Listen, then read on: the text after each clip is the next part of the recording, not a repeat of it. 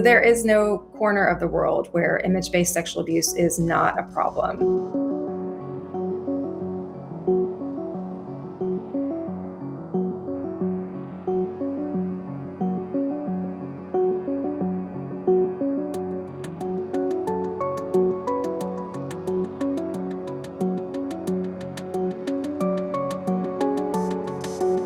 Many activists in the space are concerned about the term revenge porn because it does a couple of things that are troubling. One is it indicates that revenge is the primary motivation for this conduct. Sometimes the motivation is entertainment or voyeurism or profit. The term porn also troubles a lot of people because it seems to imply that the mere existence of images that are sexually explicit or nude are somehow inherently pornographic. PTSD just kind of ravaged my brain, and it was like dissociation. I completely dissociated, so it's like I'm here, but I'm absolutely was not in my body. And then within 6 months, I was a full-blown alcoholic. Because I knew how he was manipulated me. I knew how he was trying to manipulate so many younger women, because like he was so much older than me.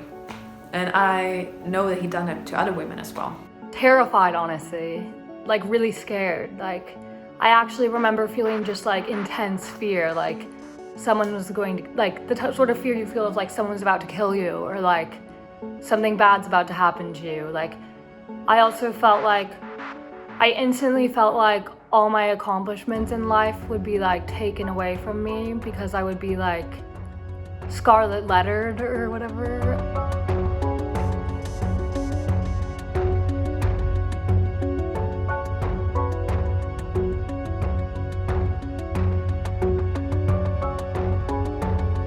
I think one of the things that people surely are understanding better now during the pandemic is how many ways people can be harmed and injured that are not physical, that do take place online. And with the rise of technology's influence in all of our lives, and the fact that so much of our lives now are lived online, just because it hasn't happened to you yet does not mean it won't happen to you or someone that you care about.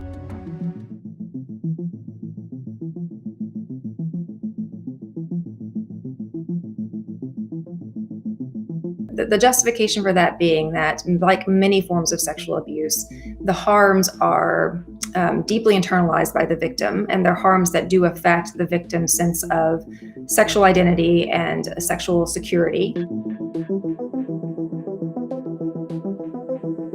Anybody can be targeted, and it's almost impossible to tell the difference between a real one and a fake one. And it really is the message that we should be taking from this is that women and girls especially are so often the canaries in the coal mine for these kinds of abuses, and that we need to pay attention to them the moment they start, because they are going to just get worse. Many countries, including many states in the United States and many places in the United Kingdom, have been really motivated to say, we're going to treat this as a form of abuse if the perpetrator intended to cause this kind of distress, is very explicit about the fact that this is what they're doing to hurt someone else.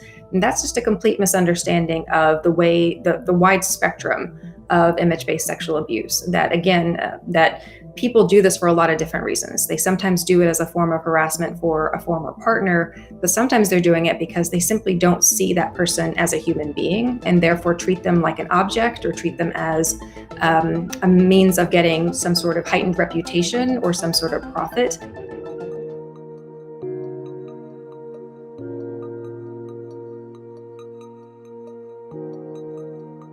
There's a lot to be optimistic about in Biden's administration, partly because he chose as his vice president Kamala Harris, who, when she was Attorney General of California, took the issue of image-based sexual abuse extremely seriously. She had an entire task force dedicated to the problem. She prosecuted some of the most high-profile cases that involved image-based sexual abuse.